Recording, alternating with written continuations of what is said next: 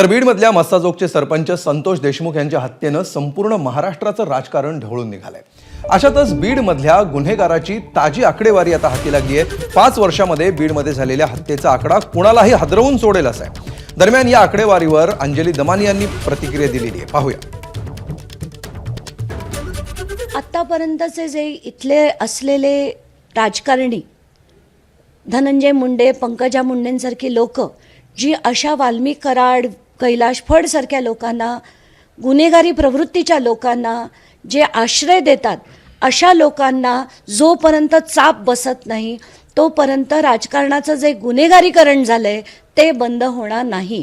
आज जे सुरेश धस बोलतायत, तिथले संदीप क्षीरसागर बोलतायत धनंजय मुंडेंविरुद्ध, हे सुद्धा व्यक्ती जे आहेत ते कमी गुन्हेगारांना आश्रय देतात असं बिलकुल नाही आहे। आणि हे जर आपल्याला बंद करायचं असेल तर चांगल्या लोकांनी जोपर्यंत राजकारणात ते पदार्पण करत नाहीत तोपर्यंत अशाच लोकांना आपल्याला झेलावं लागेल।